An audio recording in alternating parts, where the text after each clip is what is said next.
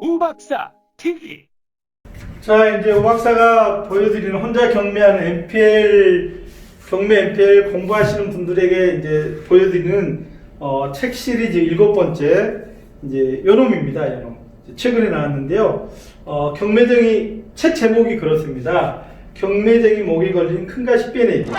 자, 이 책은 제목을 딱 들으시면 느낌이 오시잖아요. 아, 경매 함정에 빠진 사람, 하자에 걸려서 고생을 하고 있는 분들한테 동화줄을 내려주는, 처방전을 주는 그런 책이라고 보시면 됩니다. 이제 하자를 치유하는 방법을 알려드리는 책이다, 그렇게 보시면 되세요. 그러니까 이 책은 이제 한국경제신문사에서 나왔습니다. 그래서 책에 이제 그 부제를 보면 어떻게 되냐면, 경매 투자 잘못해서 숨 넘어가는 사람들에게 우박사가 보여주는 낯선 처방전, 낯익은 처방전이 아니라 이제 낯선 처방전. 표지가 상당히 재밌나요? 큰 입에 샤가 가지는 한데 그 안에 생선가시가 통째로 들어가 있어요. 즐거울까요? 생각만 해도 소름이 끼칩니다. 그죠? 이놈 중에 하나만 목에 걸려 있어도 뭐 정신이 없는데 통으로 들어가 있어요. 사실은 이 앞에 서브 제목이 있어요. 뭐가 있었냐면, 욕심 많은 경매쟁이 목에 걸린 큰 가시 빼내기. 여기가 이제 사실은 이제 핵심입니다. 가시 빼내기. 가시 빼내기가 뭐냐면 결국은 이제 하자 치유하자 얘기잖아요. 하자 치유하시고, 지금 이제 요놈의 쌍둥이 동생 책을 쓰고 있어요. 두 번째 책으로 한 6개월 정도 뒤면 나올 것 같은데, 그러니까 여기에는 지금 뭐가 있냐면, 그놈도 매 마찬가지로 경매하다가 하자에 걸린, 함정에 빠진 사람들에 대한 이제 뭐 치료제, 처방전 주기, 뭐 그런 거라고 보시면 되세요. 목차를 좀 보도록 하겠습니다. 파트 1이 경매쟁이 목에 걸린 큰 가시 빼내기, 그래가지고 이제 이 책에 대한 기본적인 개요. 그다음 두 번째 이제 명도라는 가시가 경매쟁이 목에 걸렸을 때, 그러니까 경매를 소유권 취득을 하고 나서 그 명도를 하게 되는데, 그러니까 명도는 크게 두 가지로 하게 됩니다. 이제 법대로 하게 되고 또 현실적으로도 하게 되는데, 이 현실적으로 하게 된다는 말에 행간을 좀 잘 읽어보세요.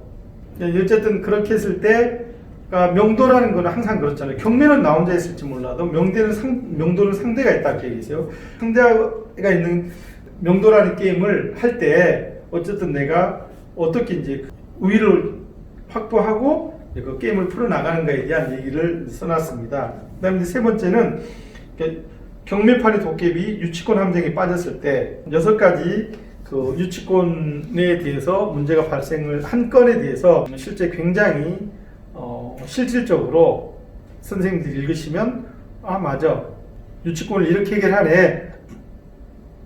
여기에는 이제 제가 그 경매 낙찰을 받아서 유치권을 주장하는 사람하고 했던 명도 얘기도 있습니다. 말 잘 듣는 순둥이도 있었고, 아주 고약한, 그래서 결국 뭐 돈으로 해결을 해야 할 수밖에 없었던 사람도 있었습니다. 그런데 내 입장에서는 순둥이가 더 기억에 남을까요? 아주 고약한, 상당한 돈을 받고 떠나간 사람이 더 기억에 남을까요? 그러면 후자가 훨씬 더 기억에 남습니다. 그리고 속으로는 돈은 들어가지만, 아 맞아, 법을 어기지 않으면서 자기 권리를 저렇게 주장하는 거는 저 사람이 맞아고 마음속으로 칭찬해 준 사람도 있어요. 그리고 그 사람에 대한 이야기가 여기에 있습니다. 그 다음에 이제 4번에는 이제 체납관리비. 제가 이제 최근에 2016년부터 2018년까지 동서울터미널 옆에 있는 서울지하철 2호선 강변역 옆에 있는 그 강변 테크노마트를 토탈해서 이제 경매 감정가로 한 450억 정도 낙찰을 받았습니다. 제 돈도 일부 들어갔고, 저 수업 들었던 분들의 이제 공동 투자를 하기도 했고, 또 저랑 아주 친한 지인하고는 그냥 반반 해가지고 들어간 것도 있고, 100% 제 것만도 있고 그러는데요. 토탈해서 지금까지 체납관리비로 얼마 정도를 이렇게 납부했냐면 한 20억 정도. 관리비만 20억을 냈다니까요.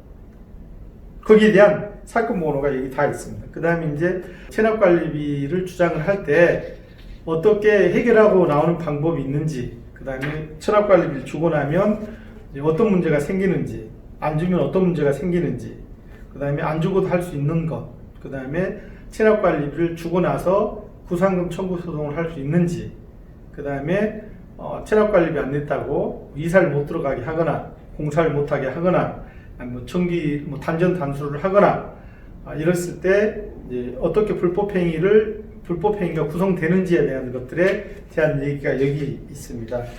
또 마찬가지인데 자기가 써놓고서 한번 읽어볼 만한 책입니다라고 얘기를 하면 사실 이제 낯간지럽잖아요. 저도 이제 많이 뻔뻔해진 것 같아요.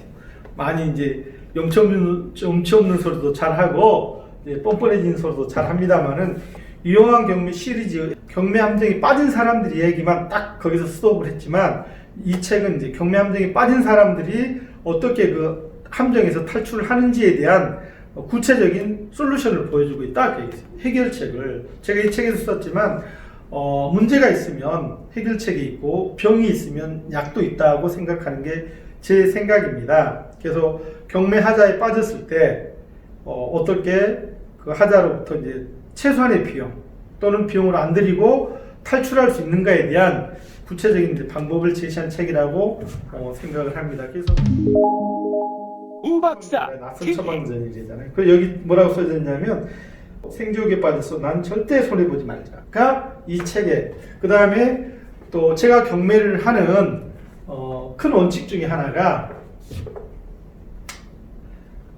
길 가다 엎어져도 일어날 때는 떡을 물고 일어나자가 제 생각입니다. 기본적인 그 경매에 대한 지식 또 노하우 투자를 경험해 보시면 오히려 하자를 역으로 이용해서 손해 안 보고 훨씬 더 높은 수익을 내고 나오는 방법들도 있으세요. 무슨 말이냐면 10억짜리 경매 물건이 보통 7억에 낙찰됩니다 라고 얘기를 하면 예를 하나 들어드리는 거예요. 그 물건에 만약에 물어줘야 할 관리비가 2억이 있다 그러면 낙찰가가 얼마로 내려가야 되냐면 5억으로 내려가야 되잖아요. 자, 다시 10억짜리가 있대. 그게 보통 평균 낙찰가가 70%래. 그럼 77억이에요. 근데 그 7억에 추가로 물어줘야 될 돈이 체납관리비가 2억이 있답니다. 그럼 2억을 감안하고 낙찰을 받으려면 5억 정도의 응찰을 해야 되잖아요. 그런데 실제 낙찰가는 4억 이하로 내려가요. 인수금액 더하기 이익금이 계산된 금액 이하로 금액까지가 포함이 되어서 낙찰 가격이 형성된다 그 얘기세요. 제가 최근에 낙찰받은 물건이 어떤 게 있었냐면요, 감정가가 2억 2천이랍니다. 근데 그 물건에 체납관리비가 9천이 밀려있대요. 체납관리비는 3년의 소멸시효라는 게 있습니다. 그거 따로 공부를 좀 해보세요. 그래서 실제 물어줘야 될 체납관리비가 3천 정도밖에 안 되는 거예요. 아까 2억 2천이라고 그랬잖아요. 그 물건에 그 평균 낙찰가가 70%라고 한다면 한 1억 한 6, 7천 정도 될 것 같으세요? 그럼 1억 6, 7천에 체납관리비가 한 3천 정도 있다면 한 1억 한 4, 5천에 낙찰되는 게 1억 한 3천? 역산해보면 정상인데 얼마에 낙찰을 받았냐면 3천에 받았어요. 3천. 멀쩡합니다. 그죠? 다시 하자를 활용해서 훨씬 더 낮게 받을 수 있는 기재가 거기에 설치되어 있다 그 얘기세요. 아까 뭐 말씀드렸냐면 엎어져도 일어날 때 똥 물고 일어나면 되잖아요. 그죠? 하자를 역으로 이용해서 수익을 오히려 올리는 방법에 대한 구체적인 이제 그 방법들이 이 책에 있습니다. 사실은 이제 올해 봄에 이 책을 가지고서 출판 기념회를 한번 하려고 했습니다. 부동산 대특강을 이제 이 책을 출판 기념회 겸해서 이제 부동산 그 유명 인사들 모셔놓고 출판 기념회를 한번 하려고 했었는데 상황이 안 맞아서 가을로 연기를 했어요. 그래서 이 책이 초판입니다. 무슨 말씀 드리냐면 이 책을 가지고 계신 분들이 초판을 사서 가지고 계신 분들이 나중에 이제 부동산 대특강에 오시면 그러니까 그 훨씬 더 파격적인 조건으로 특강을 듣도록 해드릴 생각을 하고 있습니다. 뭐 한 4, 5만 원 이상은 이익을 드릴 생각을 하고 있습니다. 그래서 그러니까 뭐 책 선전을 또 이렇게 하시네라고 얘기하시면 쑥스럽습니다만은 충분히 해도 될 만한 책이다. 다시 말씀드리면 이런 책은 대한민국 경매책을 쓰는 사람 중에 오 박사 아니면 쓸 사람이 없는 책이세요. 자랑이 과했네요. 자, 그럼 어쨌든 이걸로 선생님들 그 경매 그리고 혼자 공부하시는 분들한테 드리는 그 시리즈 책에 대한 안내. 그러니까 이제 MPL에 빠지다부터 경매 MPL에 빠지다부터 이제 권리 분석, 배당책, 그다음에 유망 경매, 그다음에 모기 가시빼기까지 쭉 말씀을 드렸는데요. 한번 쭉 읽어보시면 아마 흐름이 잡히실 것 같고요. 특히 권리 분석 책하고 그 배당책은 따로 다시 독립된 그 꼭지를 구성을 해서 그거는 진짜 이렇게 머리 싸매고 공부를 한번 해봅시다고. 그러니까 유망 경매라든지 그 경매에 함정에 빠졌다가 책 제목이 여기는 없습니다. 그죠? 없는데 경매쟁이 목이 걸린 큰 가시 빼내기 같은 이런 책들은 경매판에서 이제 그 위험에 빠졌을 때 최소한의 비용이나 아니면 오히려 그걸 그 역으로 이용해서 더 높은 수익을 올리고 나오는 방법에 대한 것들을 살펴보았고 조만간에 이 두 번째 책이 또 나올 것 같습니다. 많이 좀 사주시고요. 그 다음에 이제 사실은 이런 동영상 찍으면서 굉장히 쑥스러운 게 이제 좋아요나 뭐 구독을 막 눌러주세요 하면 사실 굉장히 쑥스러운데 이제 만약에 제가 설명드린 게 우리 선생님들한테 도움이 됐다면 좋아요도 눌러주시고 구독도 해주시고요. 그다음 또 주변 분들한테 유튜브에 가면 우박사 이런 이제 의미 있는 컨텐츠를 제작해서 올려주고 있다고 선전을 좀 많이 해주시면 저도 더 노력해서 좋은 컨텐츠를 만들어 갈 것을 약속드리겠습니다. 감사합니다.